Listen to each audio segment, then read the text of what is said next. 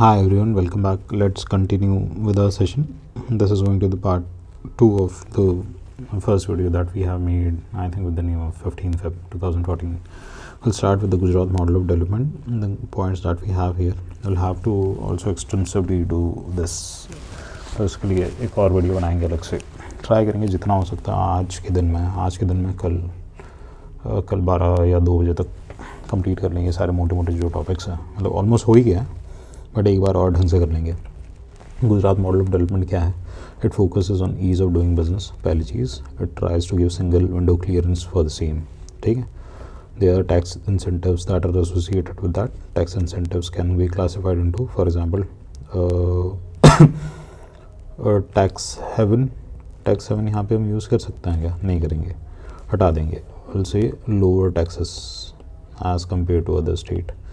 अब यही सारे जो पॉइंट्स हैं ना, इसी को सब्सटेंशिएट करना है. इसके लिए एक्सटेंसिव एक वीडियो बनाएंगे. एक लैंड एक्विजिशन वाला, that is important. For example, recent जो सेमीकंडक्टर पॉलिसी में ये बताया गया है, recent semiconductor policy that has come for the year 2002 to 2027, that in case of the acquisition for first 200, I think it's acre of land, that will be given at a very nominal rate. ऐसा कुछ है, तो ये हमें देखना पड़ेगा एक बार. आगे क्या है? It incentivises the industries. ठीक है. It tries to use the trickle down impact so as to ensure the overall socio economic development would happen in the state. ठीक है. तो it mainly incentivises the big industries in the state. ठीक है. That will lead to economic development. The incentives are through the ensuring ease of doing business. Ease of doing business comes in different dimensions. For example, single window clearance, low taxation, easy land acquisition. इसके अलावा conducive government policies, minimum bureaucratic hurdle. Bureaucracy tries to facilitate the industrial development in the state rather than obstructing it. ठीक है. ये सारी चीज़ें हैं. तो इससे क्या होगा? This will lead to the overall increase in the GSDP of the state. And that same money can be used to improve the socio-economic indicators. For example, आपका हेल्थ हो गया, आपका एजुकेशन हो गया, इसके अलावा आपका फार्मिंग सेक्टर हो गया, इसके अलावा MSMEs को बूस्ट करना हो गया, इसके अलावा मतलब सारी चीज़ें हो गई. रूरल एरिया में आपको डेवलपमेंट करना है, ये सब. ठीक है. What are the challenges that are associated with this particular Gujarat model of development?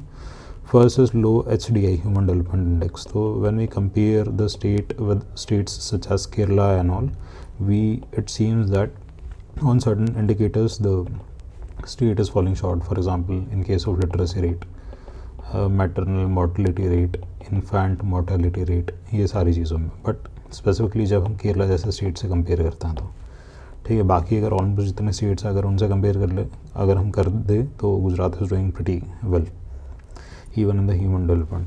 For example, आपका जो infant mortality rate है, that has fallen to, I think recently it is just 57, 2020 का डेटा जो है.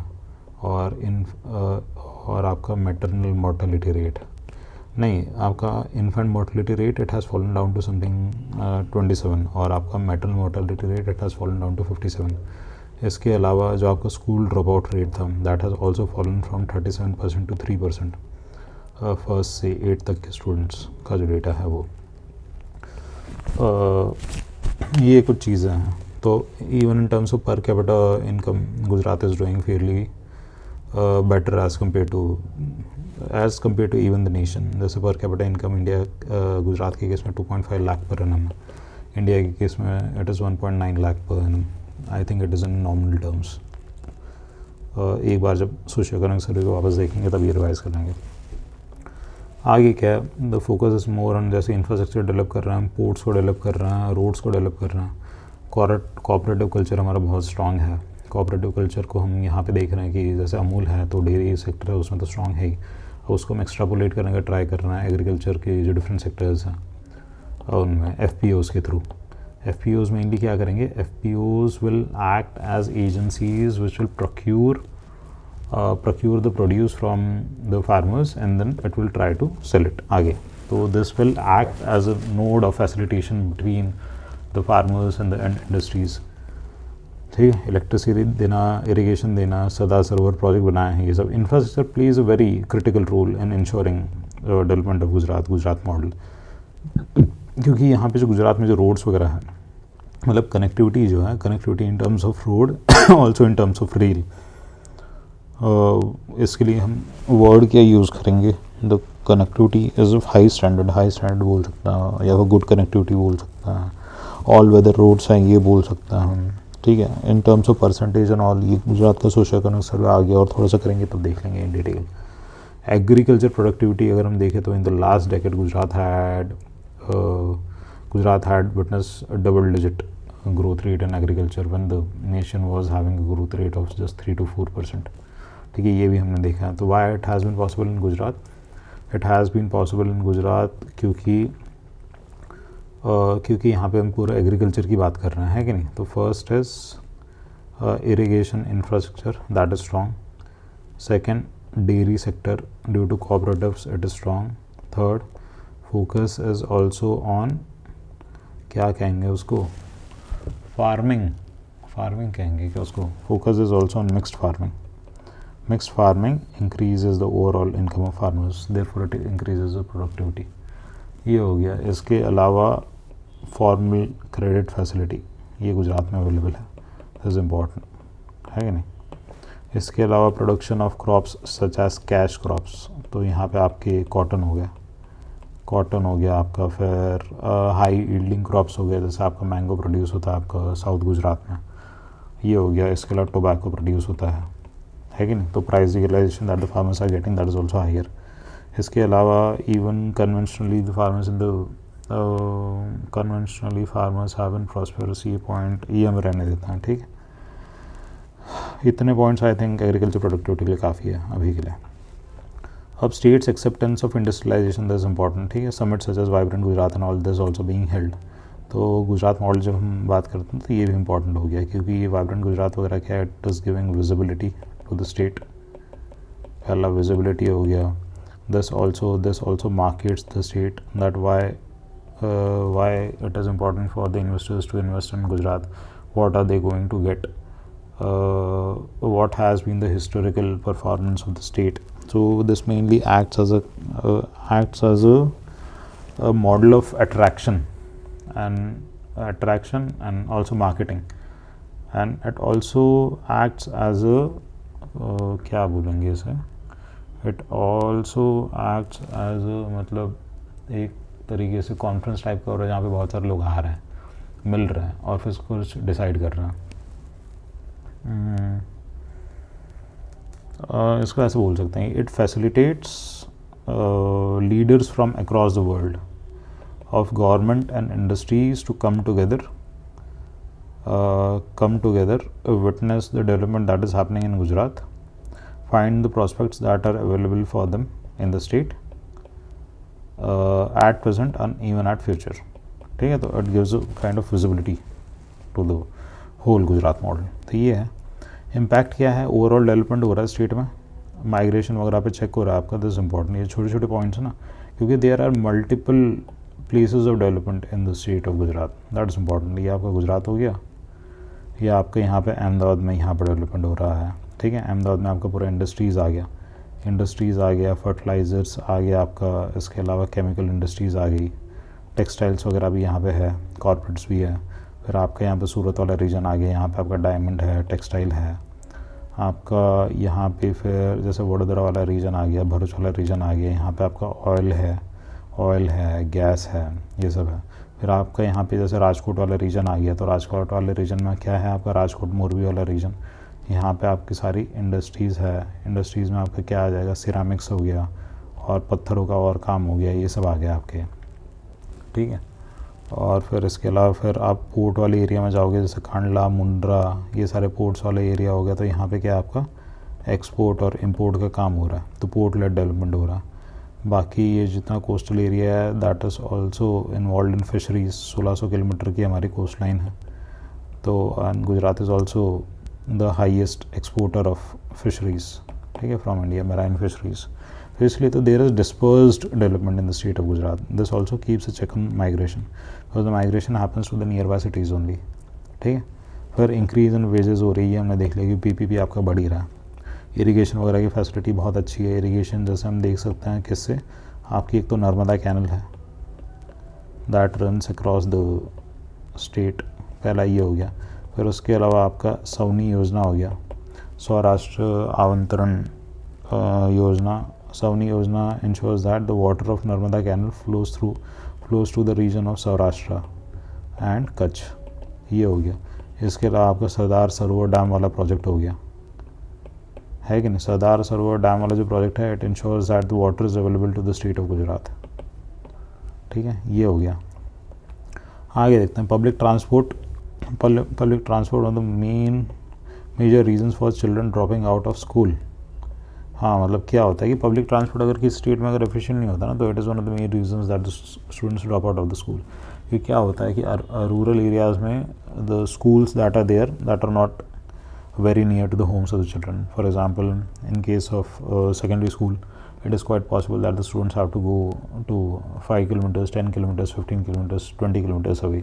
So for that they need effective public transport. कुछ तो होना चाहिए एटलीस्ट, बस होनी चाहिए। 5-8 किलोमीटर मान लो तो वो तो साइकिल से भी जा सकता है बच्चा, बट इससे ज़्यादा हो तो बस तो होनी ही चाहिए। बस होनी चाहिए, या तो आपके कोई छकड़े वगैरह कुछ चलने चाहिए। छकड़े में तो जो ऑटो नहीं चलते गाँव में, या तूफान टाइप की जो जीप होती है वो सब। अब ये कनेक्टिविटी ही नहीं है तो बच्चे ड्रॉप आउट करते हैं, क्योंकि रोज़ एक तो जा नहीं सकते, तो एक्सेसिबिलिटी इज़ नॉट देयर। इसमें भी सबसे पहले कौन से बच्चे ड्रॉप आउट करते हैं, एक तो गर्ल्स करती है और बैकवर्ड सेक्शन वाले करते हैं, क्योंकि इनके पास पैसे नहीं होते, अफोर्ड नहीं कर सकते, ठीक है।